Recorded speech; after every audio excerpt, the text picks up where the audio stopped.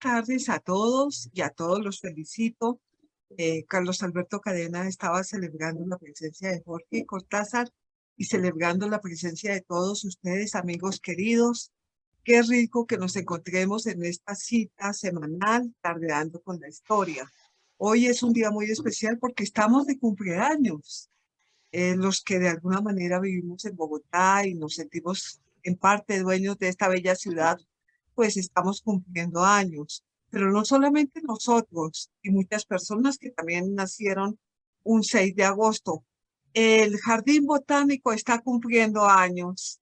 Y qué acertado que tengamos aquí al profe, al profesor Gustavo Morales. Se graduó de biología en la Universidad Nacional y ha sido más de 20 años asesor e investigador del Jardín Botánico José Celestino Mutis. Es un experto completo. Ya en la primera parte vimos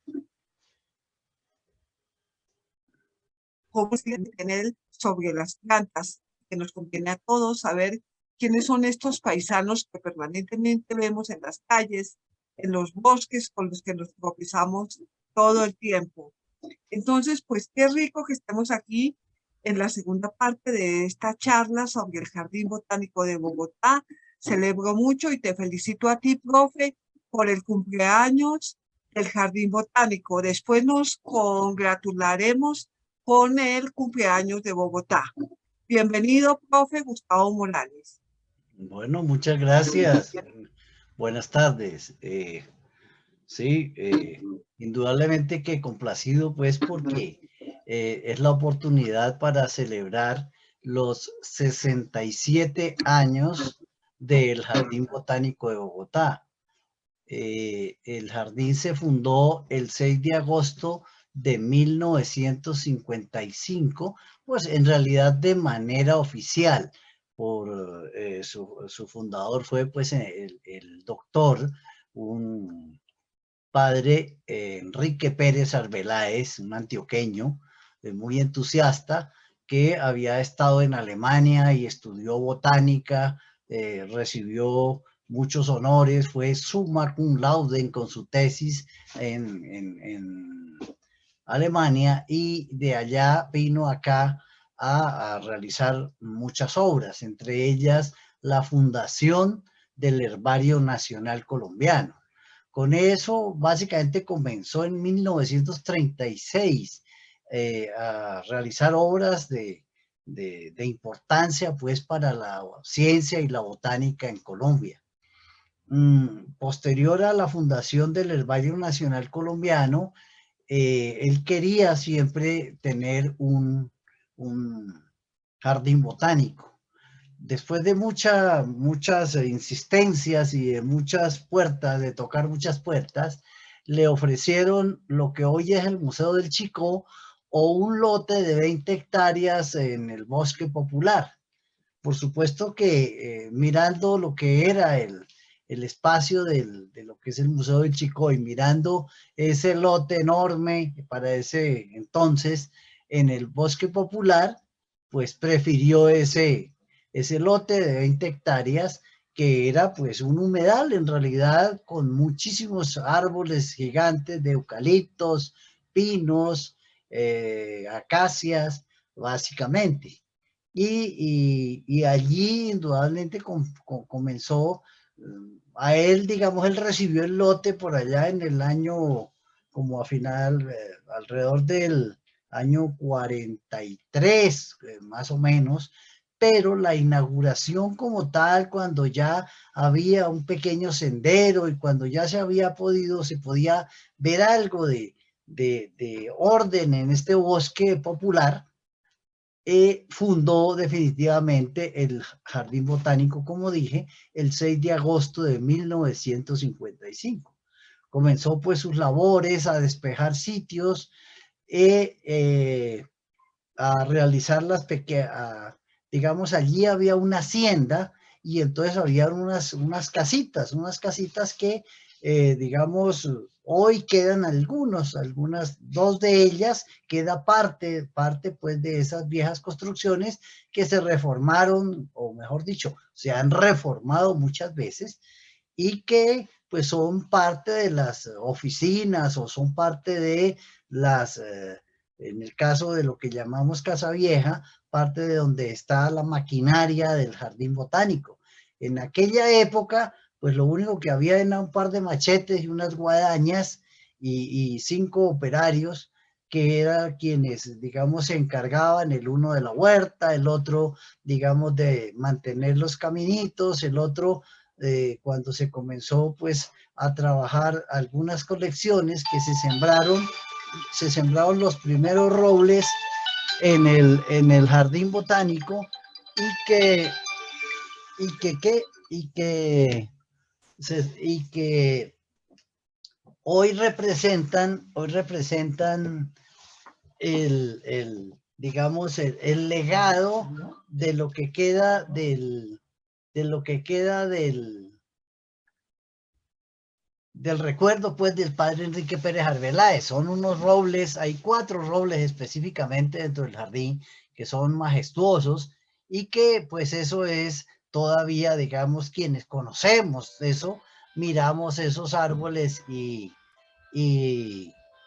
digamos, los miramos con mucho respeto y admiración, pues, por lo que la obra que el padre Enrique Pérez Arbeláez inició. Parece mentira, hoy, 56 años, 67 años después, porque comenzó en el año 55 y hoy estamos en el 2022, son 67 años y hoy con unas instalaciones enormes, con unos tropicarios, con unos invernaderos, pues que ya son premio internacional, con unas colecciones que realmente ya llaman la atención a todo el público que nos visita.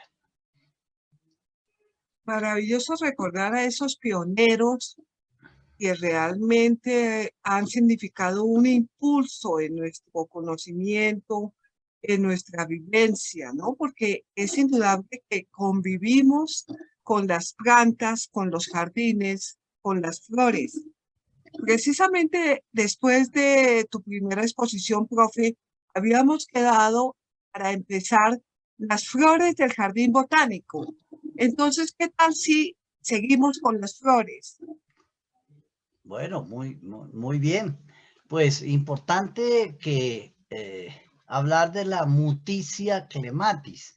La Muticia clematis le llamó mucho la atención a José Celestino Mutis, porque por supuesto en Europa no hay compuestas de este tipo con flores tan hermosas y que sean enredaderas de gran porte.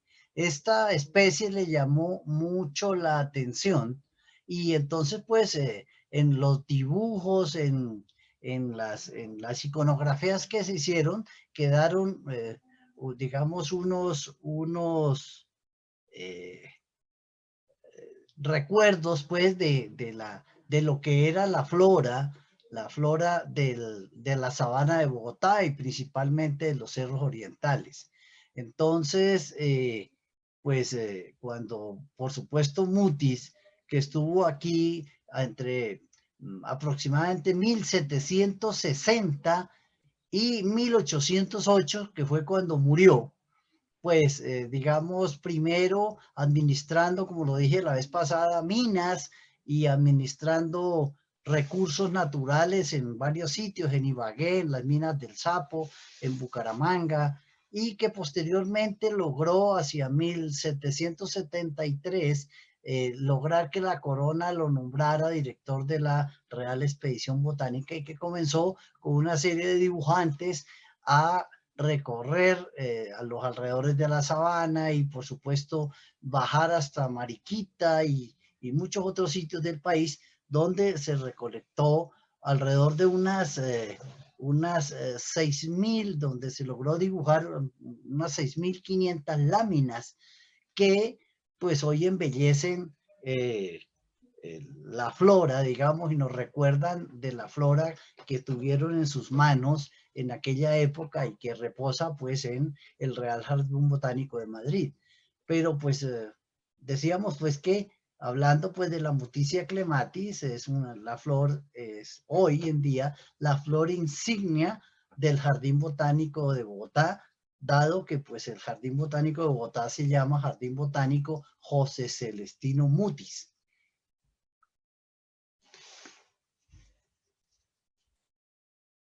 Tenemos otra lámina. Aquí está un dibujo hecho por Salvador Rizo, en el que precisamente se hace el dibujo con la Muticia clematis, con la figura de la J, la C y la M de José Celestino Mutis, que ahí reposa pues una réplica hecha en un muro grande de piedra en el Jardín Botánico hoy en día. Otras especies, digamos, tanto nativas como exóticas, como es el caso de lo que el Jardín Botánico ha ido recopilando hoy con sus alrededor de 1500 especies. Podemos decir que hay una muy buena representación, sobre todo de las partes altas del bosque andino digamos, de Colombia, y por otro lado de especies exóticas. En el caso de la flor de la derecha, una Caliandra trinervia, recolectada por allá por los años 80, al lado del río Molino, en Popayán, o esta flor amarilla de la derecha, una nifofia ovaria amarilla, pues las hay rojas también, y importada pues de África, como gran parte de nuestra flora que está representada pues en los jardines de Bogotá y de Colombia. Especies como estos híbridos, Crinum porpowelli es un lirio en dos colores, el rosado y el blanco, que proviene de África y que realmente hasta hace poco se ha comenzado a usar, porque aquí había una especie que era el Lilium candidum. La gente confunde estas con el Lilium candido, que era la azucena que se llevaba en las primeras comuniones con una vela y un lazo.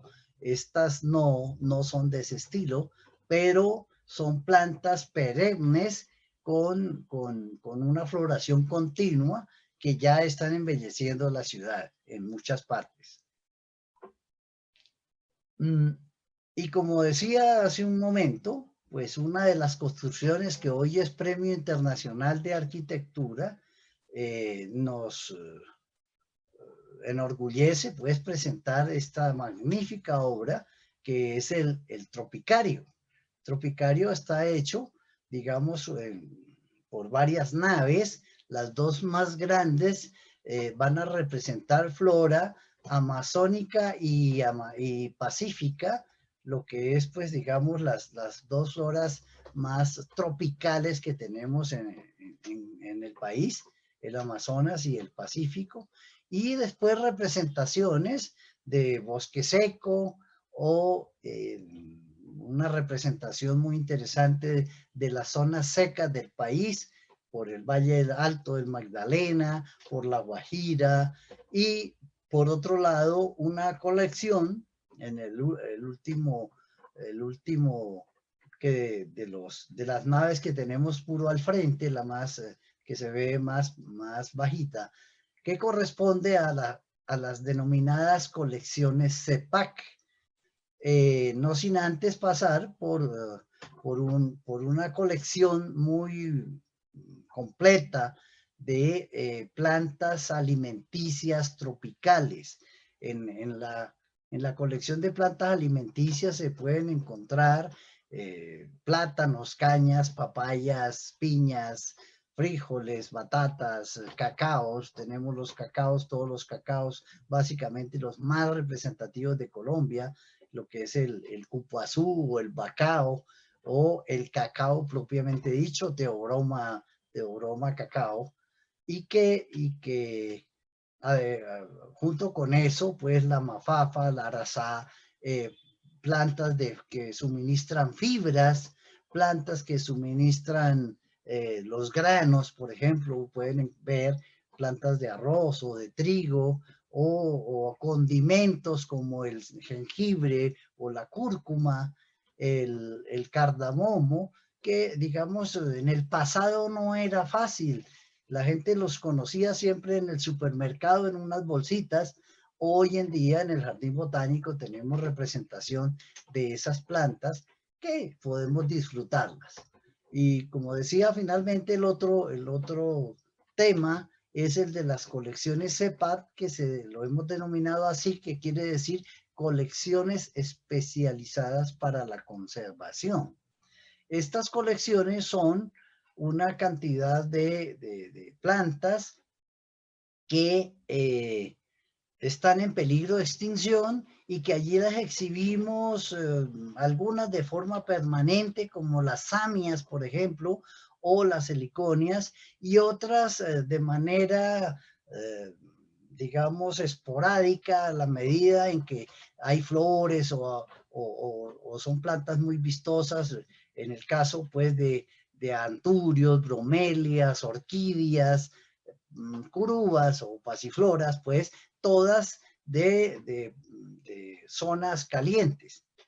Veamos la imagen de la primera imagen, la siguiente, que corresponde entonces a la primera parte del tropicario y que corresponde a la parte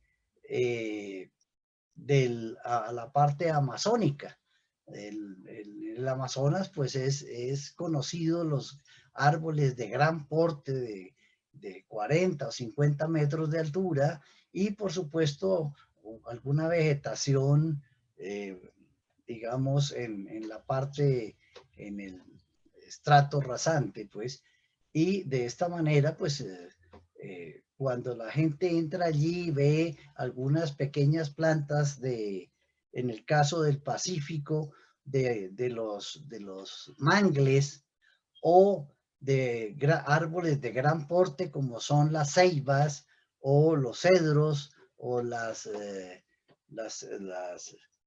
los nogales, pues tenemos allí una buena representación que, digamos, no se podrían ver si esta zona que está un poco climatizada, digo un poco climatizada porque pues las condiciones para obtener aquí en Bogotá una climatización exacta no son fáciles, pero se ha logrado con mucho éxito que estas plantas estén creciendo y que la gente pueda irlas a apreciar. Como hablaba aquí, en esta zona de la colección CEPAC, aquí al frente podemos ver algunas bromelias, a la derecha unas grandes aráceas y en la parte media una buena cantidad de orquídeas. Como decía, estas plantas no son permanentes, sino que están en materas precisamente porque se mantienen algún tiempo cuando ya sus flores no están en porte de exposición, las llevamos de nuevo a invernaderos internos donde se recuperan y se colocan nuevas plantas. Es casi una colección trashumante, pero es para mantener siempre a las personas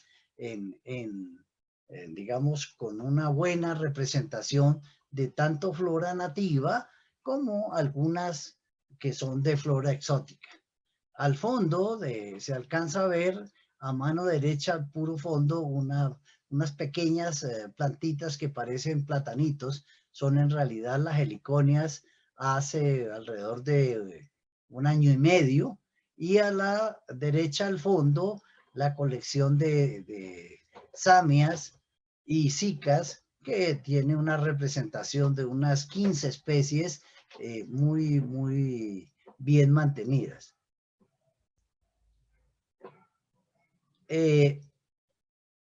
Hay una representación en la parte media del tropicario entre la Chocó Amazonas y la colección de plantas alimenticias está el bosque seco tropical. El bosque seco tropical allí tiene una zona donde hay una representación de la familia Cactácea. Luego aquí, como en el caso de la planta que tenemos al frente que parece una piña, en realidad sí es una bromeliácea, las piñas son bromeliáceas, y es una planta nativa que es una Pitcairnia huilensis, una planta que florece anaranjado, muy bonita. De resto, pues aquí hay otra serie de árboles, como el caso de las caballinesias, por ejemplo, las palmas, los árboles que le dicen árboles bonga, o el caso del árbol oscuro que se ve al fondo, que en realidad es una representación escultural de una caballinesia chicamochae, digamos en su forma adulta, pero ciertamente hemos logrado crecer y hoy en día tenemos principalmente dos caballinesias chicamochaes ya de 2 metros de altura, que en cualquier momento pues la gente la puede ir a apreciar.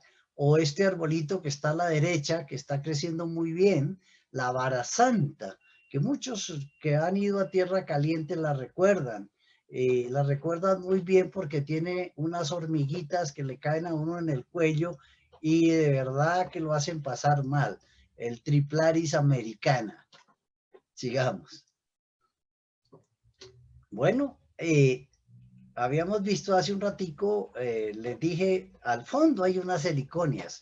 Hoy en día, pasados 2 años, la representación de esta sección se ve ya primero con un lago que tiene unas ninfeas que casi todo el tiempo están florecidas. Desafortunadamente no pudimos ver en Chocó, Amazonas, otro lago que hay que tiene una representación de las victorias regias que vienen del Amazonas y que están creciendo muy bien y con una floración bastante abundante y permanente. La gente se sorprende mucho porque casi en cualquier momento que vaya hay una o dos flores de victorias que son realmente, da mucho gusto poder apreciar estas flores.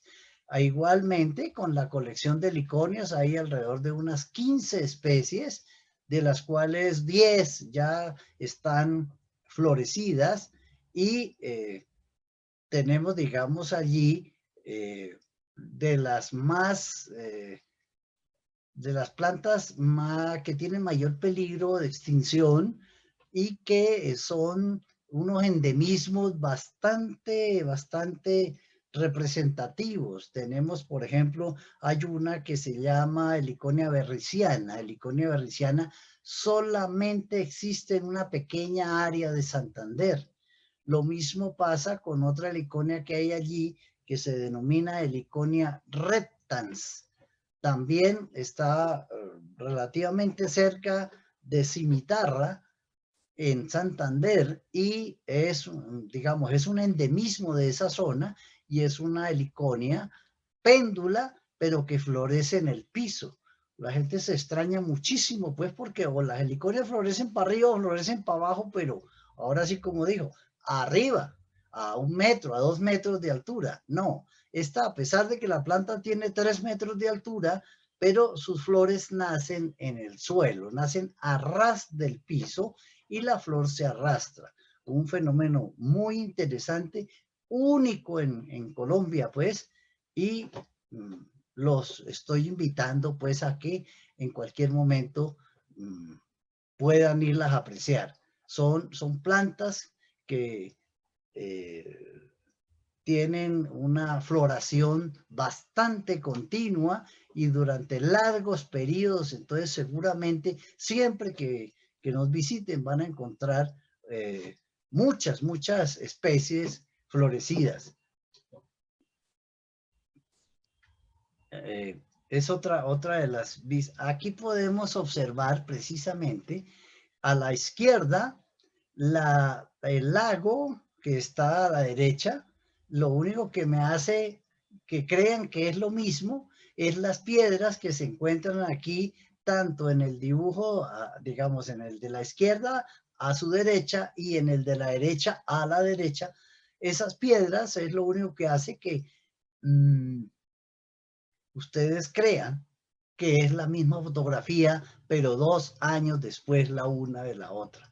Realmente, al fondo, pueden ver en la foto de la izquierda las heliconias muy pequeñitas hace 2 años y en la foto de la derecha las heliconias como se ven hoy en día. Bueno, decía pues que hace un momento hablábamos del bosque seco tropical y que esta es una representación de un artista pues que elaboró una ceiba que se denomina Caballinesia chicamochae, que es la ceiba de Chicamocha pues, y que en este caso es una escultura, pero que decía pues que tenemos eh, ya plantas creciendo muy bien. Seguramente dudaron un poco de la capacidad de los biólogos para hacer crecer estas plantas y prefirieron tener esta representación, pero afortunadamente las tenemos vivas. Y al frente, un arbolito de balso, el famoso balso de los arquitectos, pues, de las varitas y de las tablitas para hacer las maquetas, el Ochroma lagopus.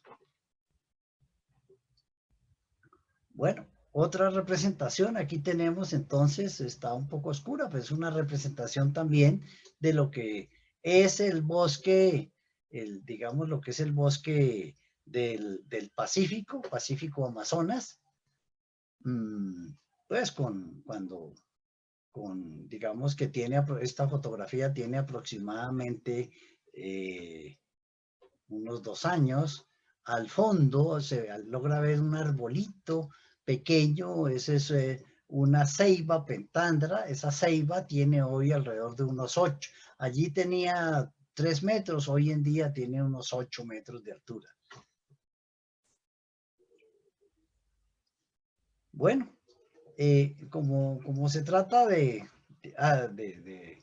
hablar de la vegetación y de lo que ha pasado en Bogotá, pues hemos traído a la memoria algo de lo que ha sido la historia de los cerros orientales y pues digamos que hacia finales de 1880 aproximadamente, los cerros orientales no tenían prácticamente nada de vegetación y no tenían nada de vegetación porque toda la leña, toda la madera que se conseguía hasta las varitas más pequeñas iban al fogón de las casas para poder cocinar los alimentos. Se llegó a traer madera a lomo de mulas o de burros desde Chuachí, desde Fomeque, que son igual 30 o 40 kilómetros de distancia, pero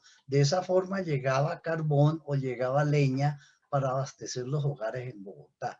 Eso creó la necesidad de hacer el ferrocarril hacia las minas de carbón, en este caso Nemocón, una obra titánica, pues porque aquí les tocó hacer los hornos para fundir los rieles, en lo que se llama La Pradera, cerca de Subachoque, quedan algunas ruinas todavía de lo que es los hornos donde se fundieron los rieles para colocarlos hacia Nemocón, y luego pues es sabido de todos que desde Honda se trajeron al lomo de mula todas las partes del ferrocarril, pues que comenzó a transportarnos carbón desde Nemocón hasta Bogotá y que ya bajó la presión sobre el uso de la leña pues en Bogotá. La gente se pasó a carbón o en otros casos pues ya se usaba también petróleo, las estufas de petróleo, todavía algunos las recuerdan seguramente, algunas pocas estufas de gasolina que eran muy peligrosas, pero que se usaban también. las neveras de querosene, que hoy son una reliquia de verdad quien las tiene, y son muy pocas las que existen, y que entonces decía, se disminuyó la presión y comenzaron en los cerros a crecer alguna vegetación.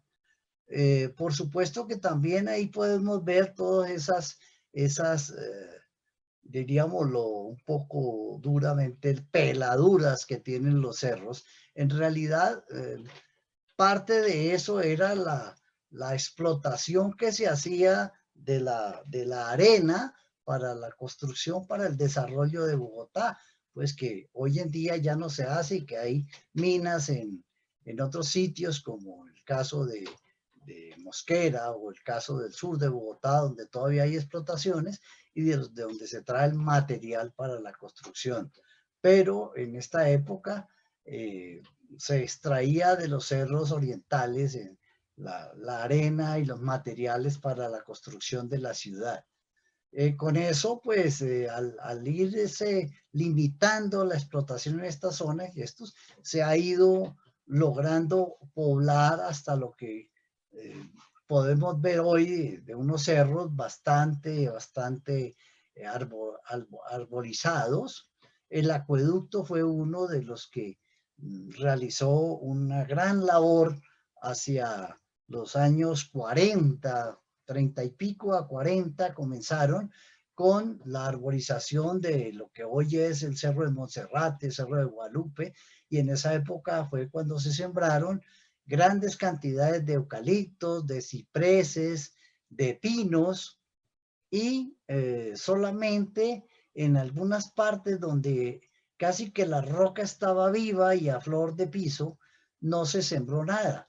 Esas partes se fueron repoblando, fueron haciendo pues su ciclo de regeneración natural, y hoy en las visitas que se hacen hacia los cerros orientales se ven muchos parches con esa flora exótica que se plantó y algunos parches bastante grandes, bastante representativos, con flora nativa que corresponde pues a lo que son los aguacatillos, las perseas o inclusive algunos pinos que quedan remanentes hacia el sur de Bogotá por el lado, por ejemplo, de Cibaté. Todavía encontramos Prugnopitis montana, el famoso pino chaquiro nuestro, porque nosotros también tenemos especies de pinos en Colombia que pues no, como mucha otra vegetación, no es propiamente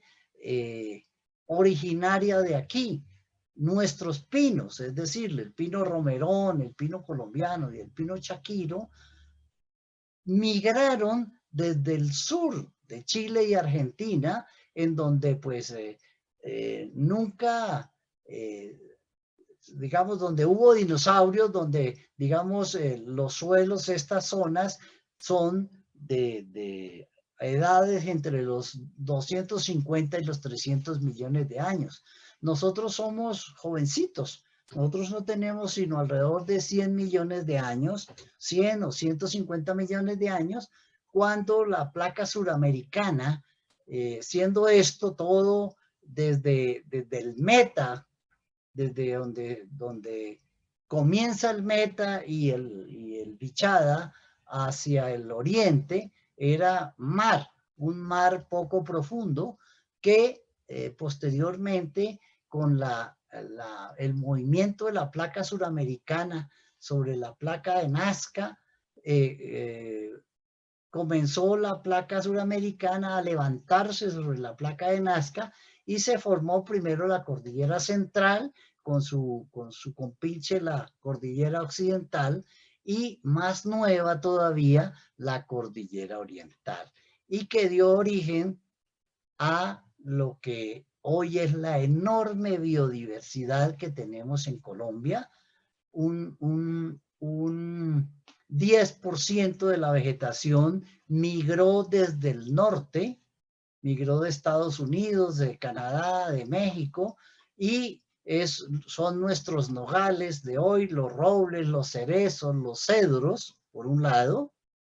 Luego, lo dije hace un momento, los que emigraron del sur, como fue el caso de los pinos colombianos, o o en el caso, por ejemplo, del ají de páramo, que vienen, y las escalonias que provienen del sur, desde Argentina y Chile, que eran tierra hace más de 100 millones de años.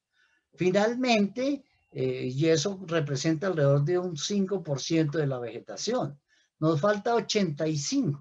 Ese 85% de la vegetación se generó desde la zona de la Guyana y de lo que es pues el Paleoamazonas, la zona amazónica vieja, y que desde allí se derivó ese 85% que fue migrando hacia lo que se iban formando, cuando se iban formando estas montañas, la cordillera oriental y primero pues las islas y la cordillera central, la Sierra Nevada de Santa Marta, y formaron infinita cantidad de llamémoslos nichos, es decir, pequeñas zonas con climas muy diferentes en donde las especies fueron variando y fueron creciendo y fueron haciéndose muy diversas hasta ser hoy nosotros un país megadiverso.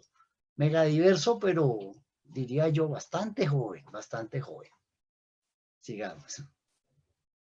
Bueno, ya hablando pues un poco más de las épocas actuales y no tan lejanas, a la izquierda tenemos un río Bogotá apacible, un río Bogotá que todavía se podía mover por toda la sabana de Bogotá, por supuesto que invadía un tercio seguramente de la sabana de Bogotá cuando crecía, y que eso pues conllevó a la época moderna, muy importante, en la que el río terminó siendo completamente canalizado y pues pasaron las inundaciones, pero ya los humedales y los grandes humedales que había en el país, pues hoy en día están reducidos a pequeños pantanitos por ahí y por allá en la sabana de Bogotá. Para recordar, digamos, a la izquierda vemos una apacible tarde bogotana en lo que era el Parque Nacional de tal vez alrededor de 1900, 1920, algo parecido. Y a la derecha, un parque nacional, parte pues del Parque Nacional, pues hay otra zona del Parque Nacional. El Parque Nacional es una área bastante grande en la que, digamos, tenemos pues cómo se puede apreciar la diferencia pues de la vegetación entre, la diferencia de la vegetación diría yo, en la época moderna pues no ha cambiado mucho, desgraciadamente. Se introdujeron una enorme cantidad de árboles exóticos, principalmente pinos, eucaliptos, sobre todo los eucaliptos con el fin de secar áreas para posteriormente volver las áreas agrícolas y, pues eso hizo pues que la vegetación nativa prácticamente desapareciera en los alrededores.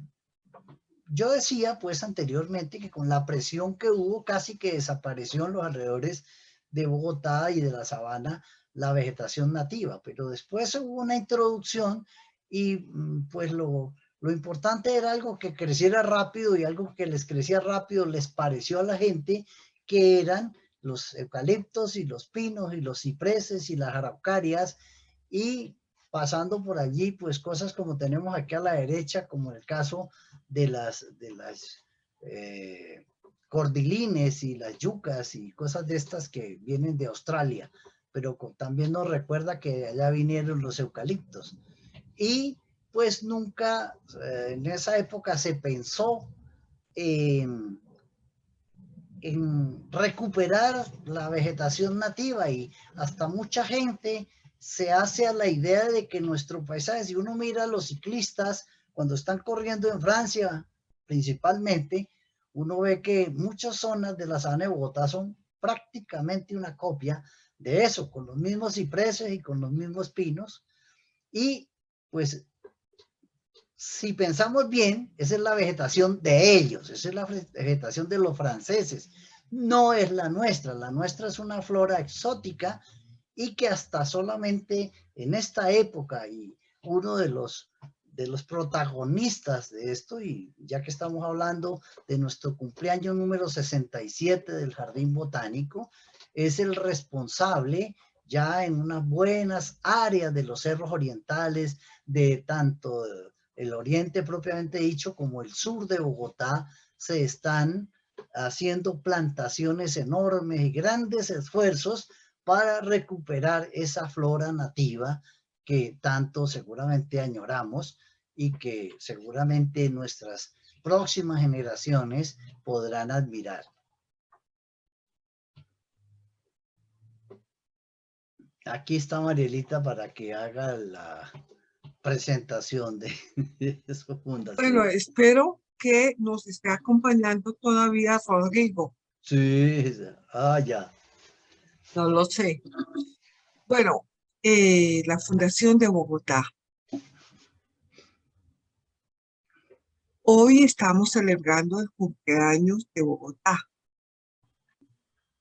Bogotá se fundó un 6 de agosto, como el que hoy estamos viviendo, de 1531. Es decir, como 400. Bueno, pero en torno a la Fundación de Bogotá hay mucha controversia. Ustedes saben los leguleyos que somos. Resulta que como es decir, hacia el imperio, que llamo imperio, una luciérnaga era el imperio de los muiscas. Habían llegado 3 conquistadores notables: don Gonzalo Jiménez de Quesada, don Sebastián de Belalcázar y el representante de la casa alemana, Federman. Todos estaban detrás de la leyenda y realidad también de aquel príncipe en la laguna, en cualquier laguna, porque había muchas lagunas,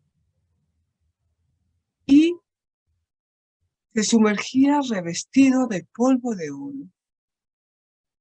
Era ofrendado por cantidad de objetos de oro que lo acompañaban a él al fondo de la laguna, y entonces salía revestido de lo que era el mundo para los muiscas, el famoso dorado. El dorado era que el sol resplandecía en los corazones y en todo el ambiente de este reino de los muiscas, que era la sabana y lo que estamos viendo hoy, tan verde, tan maravilloso, de mano del profesor Gustavo Morales. Entonces, ¿cómo se fundó?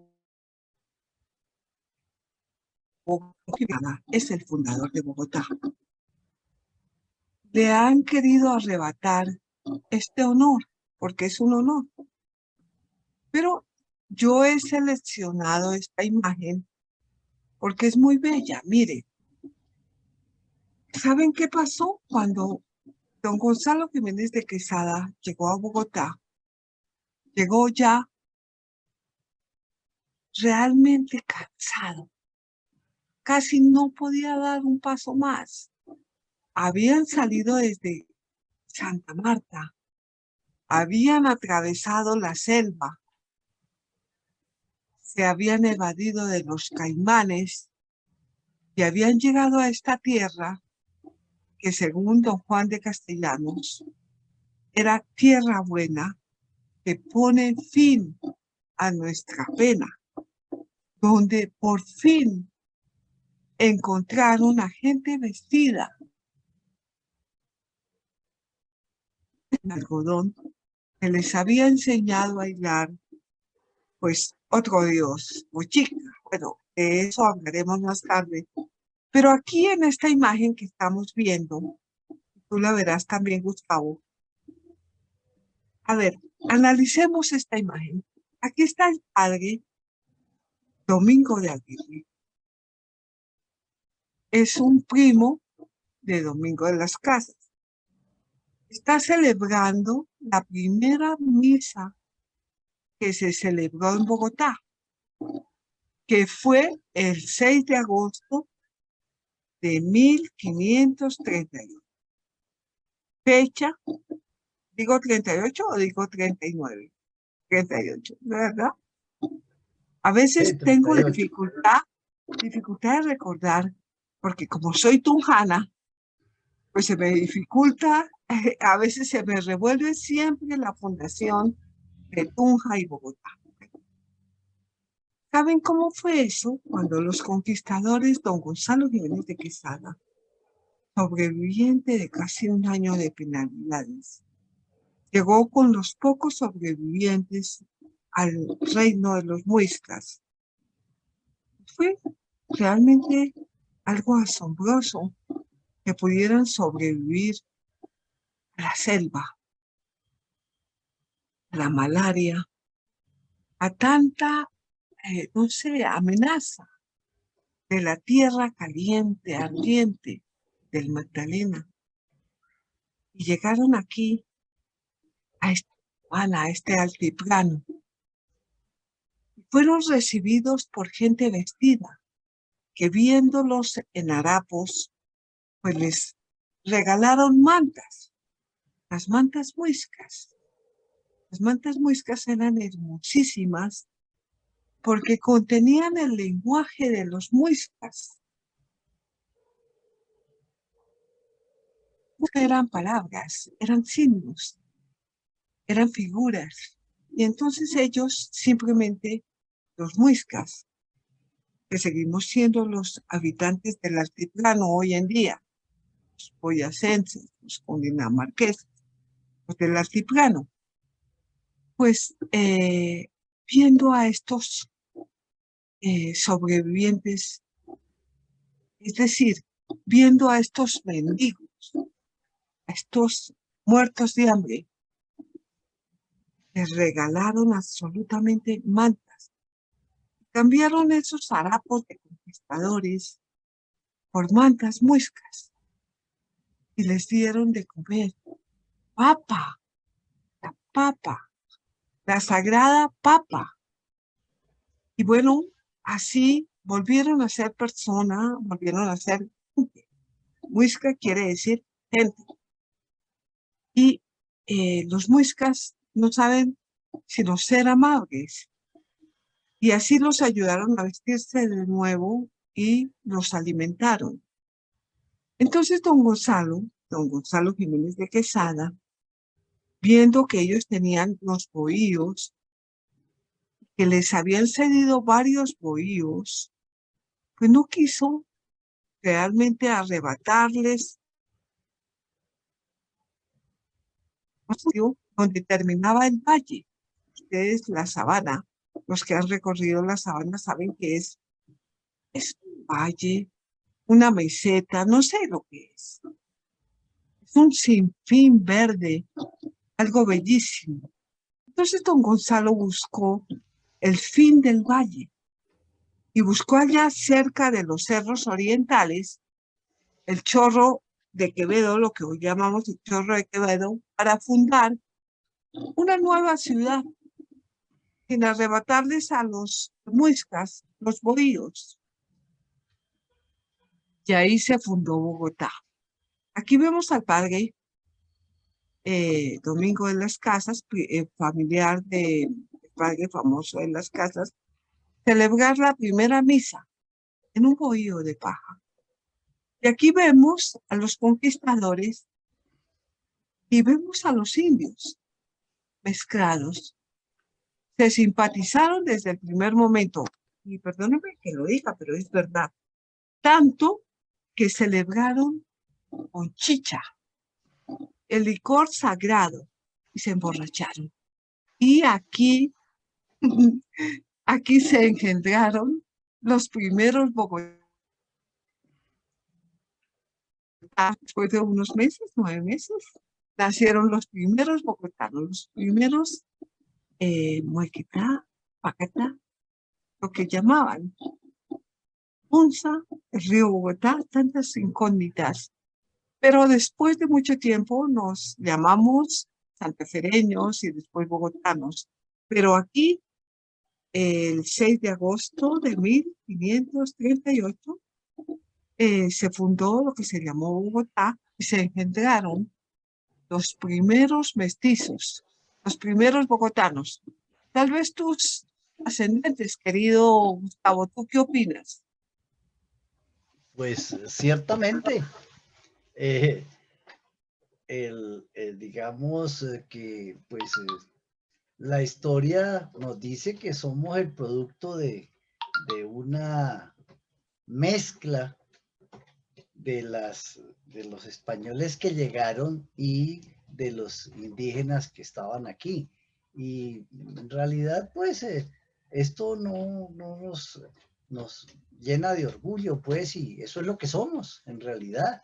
Y eso es lo que, digamos, demostramos y en buena o en mala, pero al fin y al cabo es lo que nosotros eh, como colombianos debemos ser orgullosos. Sí, somos orgullosamente mestizos y aquí en esta fiesta de la primera misa dada en un bohío de paja por un sacerdote español, celebrado con chicha, se engendraron los primeros mestizos y los primeros bogotanos. Yo creo que debemos celebrar y este es el cumpleaños que hoy celebramos. Bueno, pues la historia de Bogotá, como toda la historia, es controvertida, ¿no? Después, como los colombianos somos tan leguleyos, pues se dijo que no, y don Gonzalo, pues no había fundado la ciudad conforme a las leyes, que no había establecido la plaza principal, que no había establecido las manzanas, que no había nombrado al corregidor, al primer alcalde. Entonces, no era el fundador de Bogotá, que supuestamente era don Sebastián de Belalcázar, que venía también en busca del Dorado, que había fundado una cantidad de ciudades, Pasto, como Popayán, que entonces don Gonzalo no era digno de ser el fundador de Bogotá, pero yo creo que sí es digno de ser el fundador de Boyacá, porque amó lo nuestro. Y saben una cosa, él vivió aquí y murió aquí. Es una historia bellísima y está enterrado, o los restos dicen que está en la Catedral de Bogotá. Oye, Gustavo, cuando llega alguien del extranjero, ¿tú qué le muestras? Pues yo le voy a mostrar a partir de ahora el Jardín Botánico y también la tumba de don Gonzalo en la Catedral de Bogotá. ¿Tú qué les muestras? ¿Yo qué les muestro?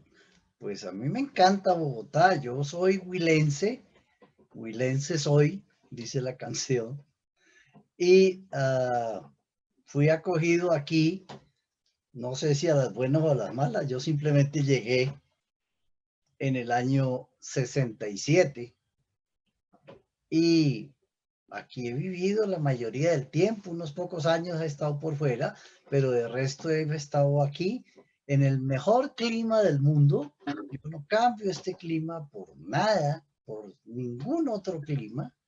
Aquí si hay un poquito de frío uno se abriga un poco y si hace calor sencillamente se quita la chaqueta y está bien.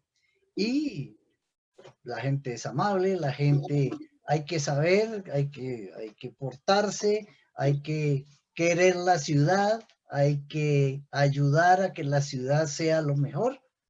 Y yo creo que me he portado así, yo creo que he tratado de ser un gran ciudadano. El hecho de que, digamos, esté yo en el jardín botánico, pues por supuesto que yo trato de que la gente vea el jardín botánico como una muestra, porque es muy difícil andar todo el país, pero el jardín botánico hoy tiene una muy buena muestra de lo que es el país, y alguien que no puede venir a recorrer muchos sitios, pues algo le, le, le mostramos aquí.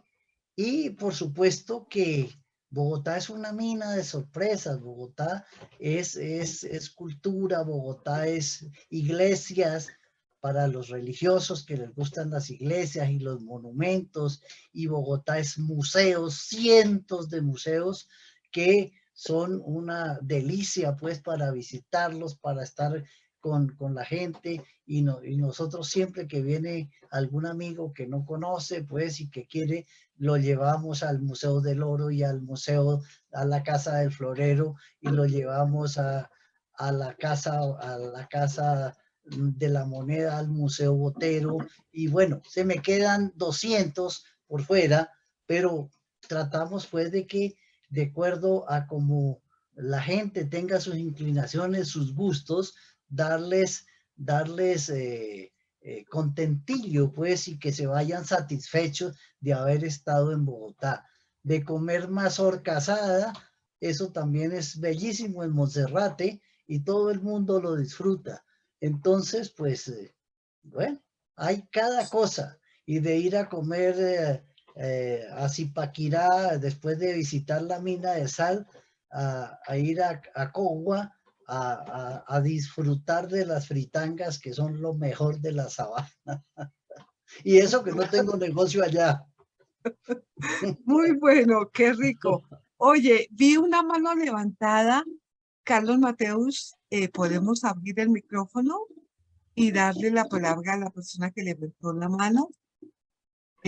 Bueno, a ver, y si no, también le damos la palabra a nuestra querida Beatriz para que nos cuente algo extraordinario.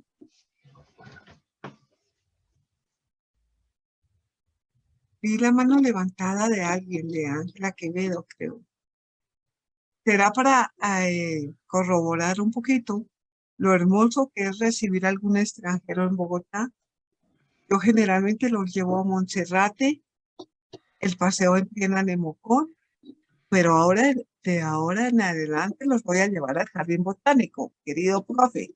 Sí, muchas gracias. Sí, No, no, no. es obligatorio, por supuesto.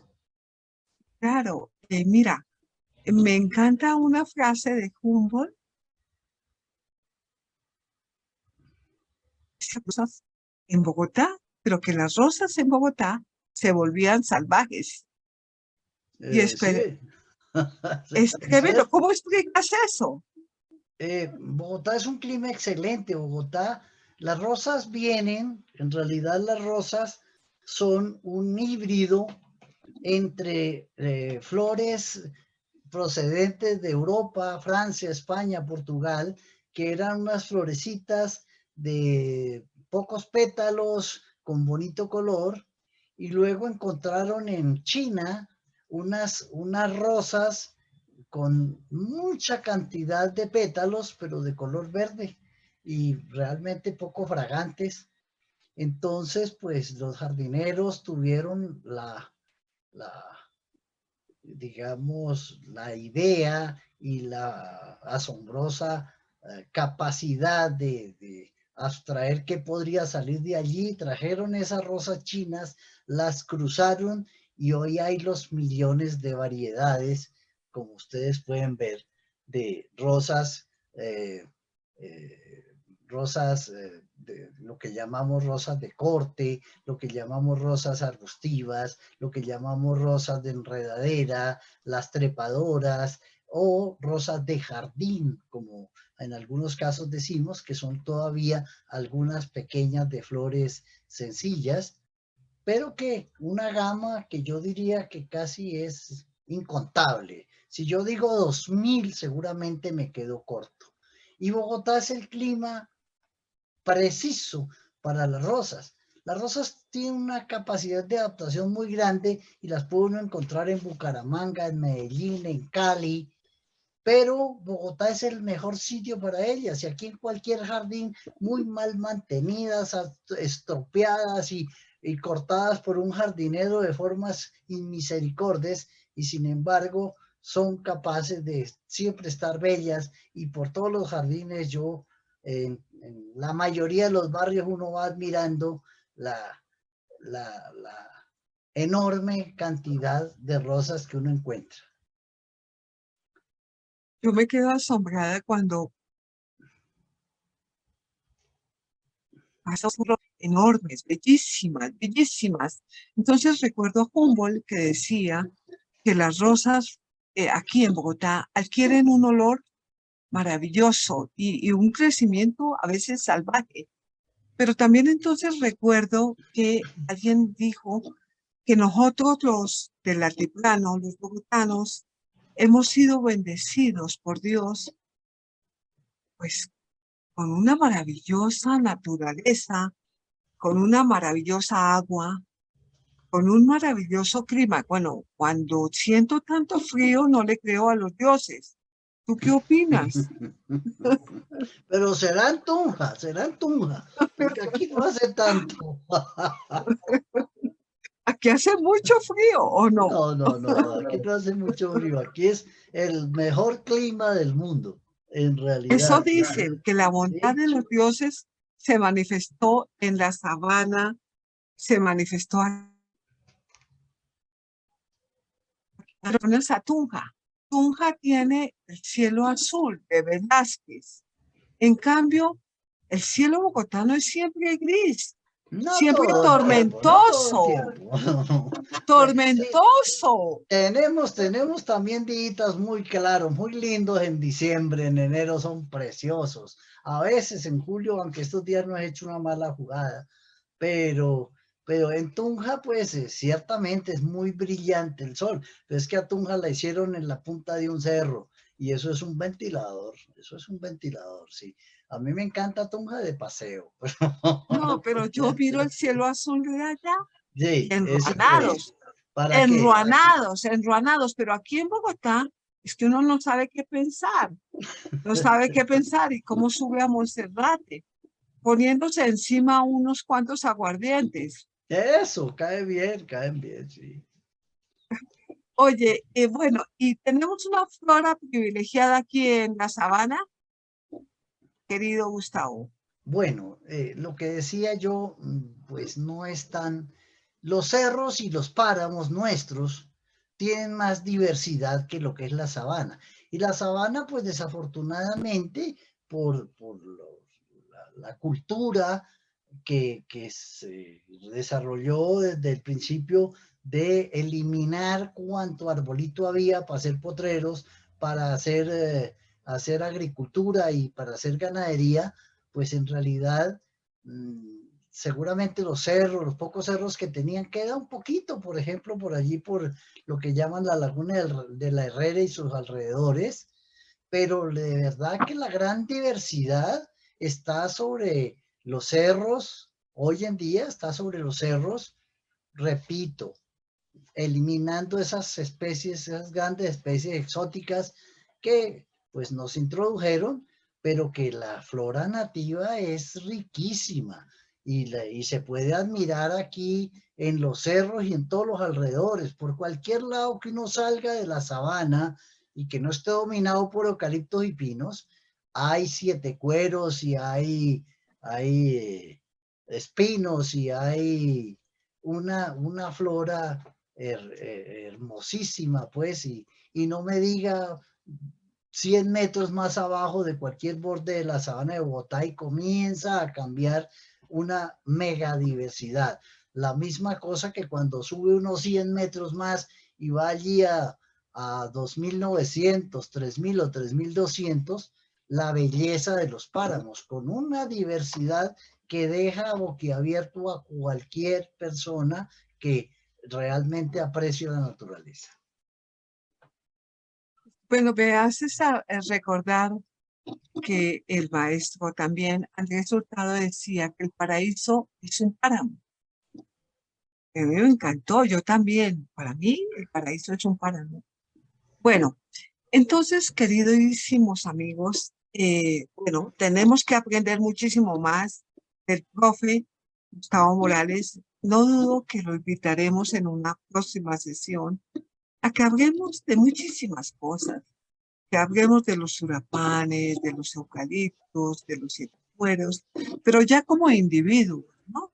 No como Eso que unos. no, sí, perdónenme que solo despotriqué de pinos, eucaliptos y acacias. Los jurapanes también están incluidos. No, yo no, yo amo a los surapanes, yo Yo, amo a los surapanes. yo no mucho porque, bueno, primero pensamos que el urapán era un árbol de origen chino. Y finalmente el estudio de una señora muy juiciosa, que no recuerdo ahora el nombre, una bióloga, encontró que ese urapán en realidad es un urapán de Costa Rica. No se llama Fraxinus chinensis, sino se llama Fraxinus udei. Fraxinus udei. Es hasta raro el nombre.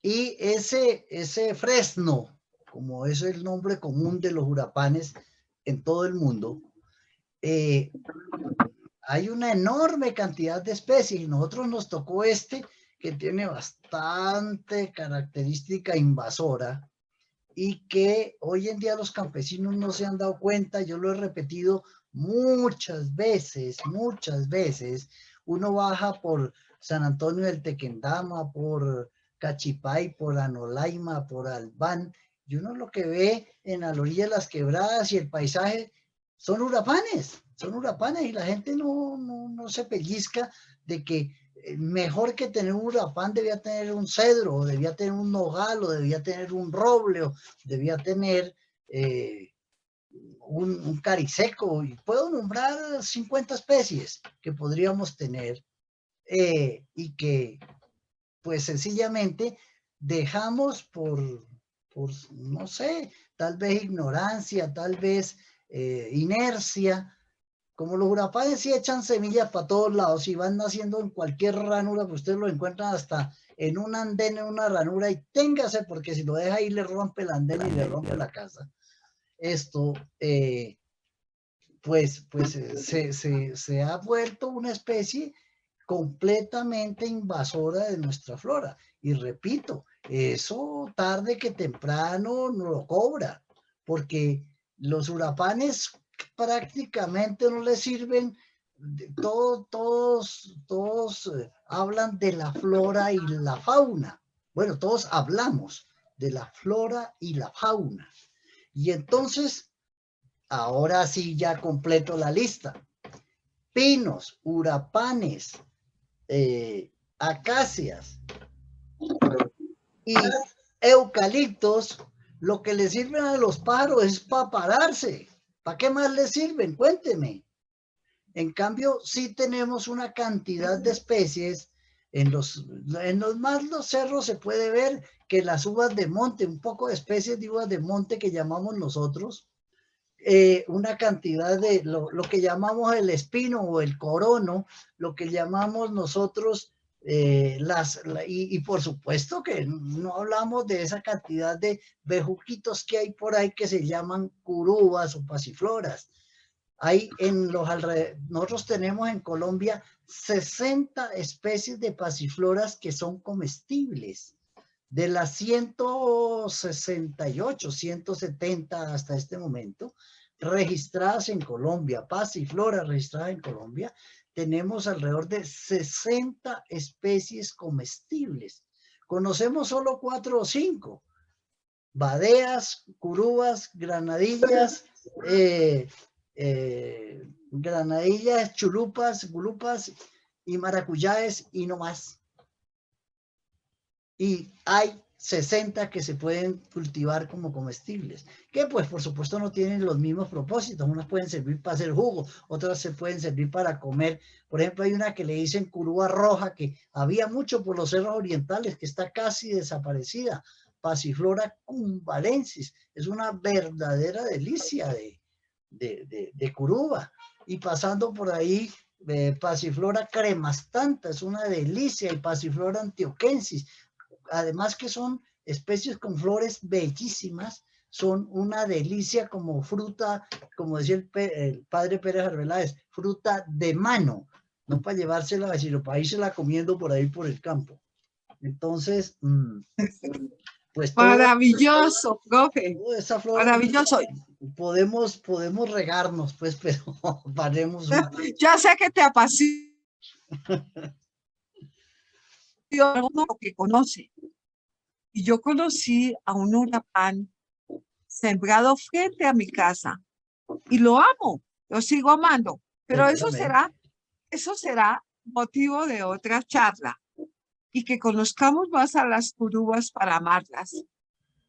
También, Sí, sí, ahora le vamos a dar la palabra a nuestra querida Beatriz Cortázar, miembro de la Junta Directiva. Nos va a hacer una invitación indeclinable, maravillosa.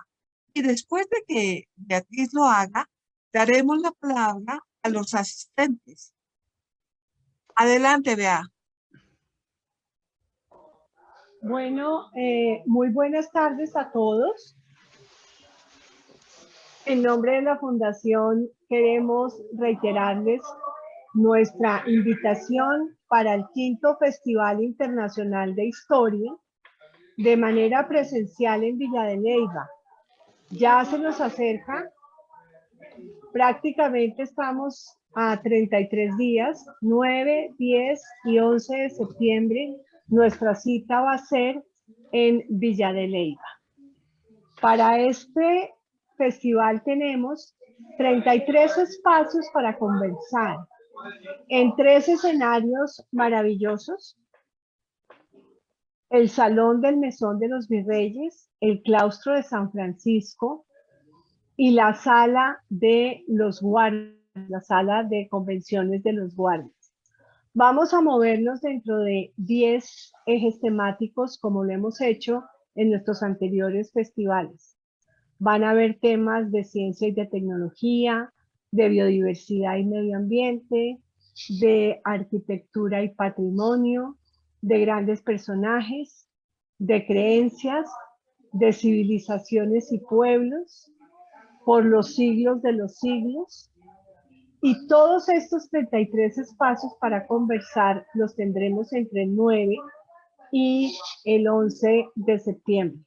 Vamos, por ejemplo, dentro de nuestro tema, la historia en los libros y los libros en la historia, a tener la oportunidad de escuchar al presidente de la Academia Colombiana de Historia, el doctor Armando Martínez Garnica, hablándonos de la alegría de leer en español. También vamos a tener al expresidente de la Academia Colombiana de Historia, el doctor Rodolfo Segovia, hablándonos sobre el nacimiento, el transcurrir y la muerte del Galeón San José. Vamos a hablar de Alfonso Martín desde su perspectiva con los girondinos. Vamos a hablar también de los episodios nacionales de la historia de España desde la perspectiva de Benito Pérez Galdós. Vamos a escuchar unas reflexiones profundas y actuales de Juan Carlos Flores en compañía de un contertulio para contar sobre ese libro que sacó, que tiene una cantidad de episodios históricos de Rusia, de Chile, que nos llevan a una reflexión, los que sobran. Vamos a ver los libros antes de los libros, la Ilíada y la Odisea hoy. Vamos a estudiar los libros sagrados del cristianismo. Vamos a estudiar los libros que inculcaron valores, la historia de la urbanidad de Carreño, del manual del buen ciudadano. Vamos a ver que los libros también se van de feria. Es decir, vamos a tener 3 días a partir del 9 de septiembre hasta el 11, de ver la historia desde la perspectiva de los libros y de la historia misma. Nuestra invitación es para que nos acompañen al Festival Internacional de Historia en su 5ª versión. En este momento tenemos los abonos a la vista y con un descuento del 14% hasta el 14 de agosto, lo que nos da que los podemos adquirir por un valor de 382.500. También tenemos las boletas individuales, tanto para las conferencias como para la plenaria y la sesión de clausura. Y todo comprado muy fácil a través de la plataforma de Pink Ticket, donde se pueden conectar para adquirir sus boletas y sus abonos. Cualquier duda con nuestro coordinador, el señor Carlos Alberto Mateus, a quien lo pueden conseguir en el teléfono 316-473-4320 y cualquier duda a través de la página de nuestra fundación. Nuestra cita es el próximo 9, 10 y 11 de septiembre en el 5º Festival Internacional de Historia en Villa de Leyva, de nuevo de manera presencial. Muchísimas gracias. Muchísimas gracias a ti, Bea. Es una cita maravillosa. Quieren tomar un café, quieren tener contertulios, quieren aprender de la historia, de lo que somos, pues Villa de Leyva, un marco increíble para que nos encontremos allá el viernes, sábado y domingo, 9, 10 y 11 de septiembre. Bueno, lleven a los niños porque también habrá un festivalito gratis maravilloso, ¿no es cierto, Bea? Sí, señora Marielita, esta vez vamos a tener con los niños charlas, vamos a tener talleres y como siempre vamos a tener un concurso. Dentro del marco del festival, la historia en los libros y los libros de la historia, los niños van a tener oportunidad de trabajar como trabajó Antonio Nariño en los derechos y los deberes. Van a aprender a hacer un periódico, van a conocer la historia de los libros y van a tener la oportunidad de también tener acceso a una historia loca. Y además va a haber un concurso para los niños con unos premios muy interesantes. 9 y 10 de septiembre con los niños en nuestro festivalito, también en su 4ª versión. Maravilloso, allá los esperamos, nos daremos un abrazo. Ahora abrimos el micrófono. Veo que hay varias personas que quieren comentarnos, entonces estamos listos a responder con el profe Gustavo Morales. Por favor, Carlos Mateus, abra los micrófonos. Yolanda Quevedo nos está pidiendo la palabra.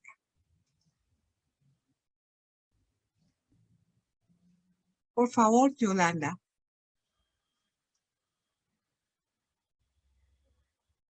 Por favor, Yolanda. Te escuchamos.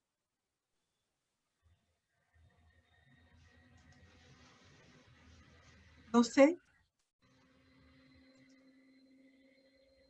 No sé, a ver, ¿quién más quiere oírnos? Yolanda. Bueno, Yolanda, no sé qué querías decirnos. Por favor, puedes para dejar libre tu micrófono. A los que le todo el tiempo, cuando pasó la pandemia se bajó. Sí, se baja la voz. Por favor, Yolanda. Bueno, y si no, tú, Gustavo, profe, Señora. dinos alguna cosa. ¿Te parece? ¿Por qué le ponen nombres tan difíciles a las plantas? Y en cambio a las plantas invasoras le ponen nombres tan dulces como Susanita. Pero no quiero decir una cosa tan fea que le dicen también en Brasil. Algo así como no sé qué de mulata. No me digas. Ustedes saben, queridos amigos nuestros, ¿quién es Susanita? Es una flor amarilla que aparece por Thunbergia alata. todos los árboles. Thunbergia alata se llama y es de Sudáfrica. Bueno, pues veo que tenemos algún inconveniente para que se conecten nuestros asistentes.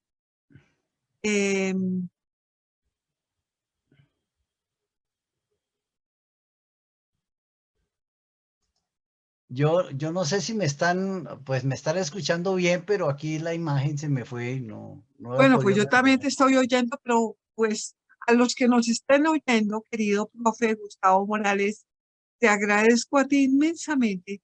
Deseo ser siempre tu amiga y ser amiga de Gracias. las plantas y de Muy los amable. árboles. Ya Bienvenida. tendremos otros programas. Como no podemos establecer un diálogo con nuestros acompañantes, pues nos despedimos agradeciéndoles muchísimo, muchísimo conocimiento. Otra vez estaremos pendientes de ustedes y siempre es grato tenerlos dentro de nuestro corazón y como acompañantes de este programa. Pues ha sido muy grato estar este rato conversando y espero pues que haya sido de alguna utilidad y de agrado. Y hasta una próxima, si Dios quiere. Bueno, Estaremos pendientes pues para conversar un poco más. De verdad que hay muchas cosas de las que podríamos conversar si las personas están interesadas. Un seguro, abrazo a todos, conversaremos. un abrazo a todos y feliz tarde.